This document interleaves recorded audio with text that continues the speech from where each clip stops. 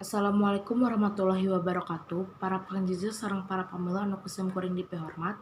Puji sinaran syukur hayu urang panjatkeun sami-sami kehadirat Allah Subhanahu wa taala anu parantos naparingan nikmat kesehatan sareng kasempatan sehingga urang tiasa patepung laung paamprok jongkok patepang rara dina ieu kasempatan kalawang kalawan dina kawilujengan. Shalawat serta salam mugia tetep dilelarkeun ka junjungan urang sadaya nyatana Kanjeng Nabi Muhammad sallallahu alaihi wasallam. Teu hilap ka keluargina ka para sahabatna sareng mugi nepi ka urang sadaya salaku umatna dugi ka akhir zaman amin. Tepangkeun nami abdi Rima Bena Bilqis di kelas 11 pagenep. Sim kuring ngagem pancen janten panumbu catur. Teu hilap ngahaturkeun nuhun ka para pangjijil sarta pamilon anu kersa hadir dina ieu kempelan kanggo medar sareng ngadiskusikeun ngeunaan sakola sapanjang poe atawa full day school. Kikutina supados henteu nyangkolong kana waktos, hayu urang sadaya buka ieu sawala ku aosan basmalah sasarengan. Bismillahirrahmanirrahim. Para hadirin anu kusim kuring dipikahormat, sataacan nincak ka acara nu salajengna supados teu disaha-saha sim kuring sejanepangkeun para pangjijak nu bade ngadugikeun kamandangna. Pangjijak nu kahiji nyaeta Ibu Dr. Randa Nina Marliana anu asarna di Bandung. Berkaping 4 April 1865. Mantenna mangrupikeun guru bahasa Indonesia di SMAN hiji Majalengka. Wilujeng enjing ibu hatur nuhun kana kasempinganana. Anu kadua nyaeta Bapak Anus Rahmat anu asalna ti Majalengka. Berkaping 17 Januari 1878. Mantenna mangrupikeun guru fisika sareng anggota kesiswaan di SMAN hiji Majalengka. Wilujeng enjing Bapak hatur nuhun kana kasempinganana. Para hadirin, supados urang leuwih neleman kana jejer anu bade dibahas ku urang sadaya, hayu urang regepkeun kamandang ti para pengujar. Sumangga ka Ibu Dr. Randa Nina Marliana kanggo ngadugikeun kamandangna.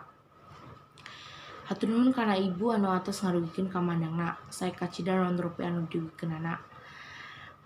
Saalitna muka pandangan urang ngeunaan sakola sapanjang poe atawa full day school.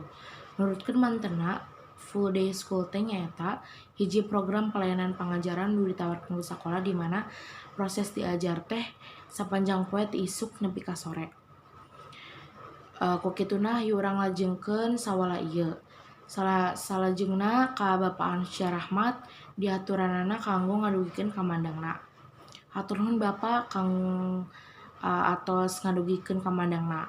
Nurutkeun mantenna, full day school teh boga kakurangan oge kaleuwihan. Kaleuwihanana nyaeta siswa murid teh leuwih gampang diawas. Sabab murid loba aya di sakola. Ai kakuranganana sistem itu bisa menimbulkan rasa bosan, stres, atawa kacapean fisik ka guru atau murid. Sabab waktos nu sakedik salajengna sim kuring bade ngawatesan kanggo pamila anu bade tumaros ngan ukur kanggo 3 urang. Dina ngadugikeun patarosanana kedah ngacungkeun pananganana teras nyebatkeun namina sarta tekenging gogorowokan.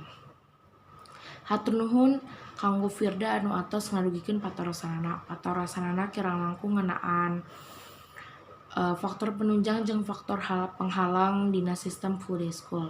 Sumangga ka Ibu Dr. Nina Marliana kanggo ngawaleran patarosanana. Hatur nuhun ka Ibu anu atos ngawaleran patarosan ti Firda. Anu isi waleranana nyaeta faktor penunjang teh anu kaasup faktor penunjang teh tujuan sakola, sarana prasarana, kurikulum, keuangan jeung SDM. Ari nu kaasup faktor penghalangna teh watesan sarana prasarana jeung guru nu henteu profesional dina kagiatan diajar. Teu karaos ieu sawala teh tos rengse.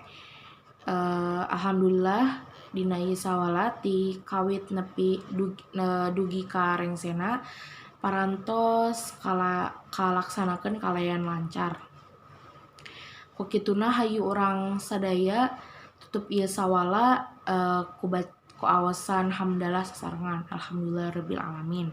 Simkuring salaku panembu catur neda hapunten kasuhun bilih aya cariosan-cariosan atawa paripaos anu henteu ngeunah kana hadirin sadayana.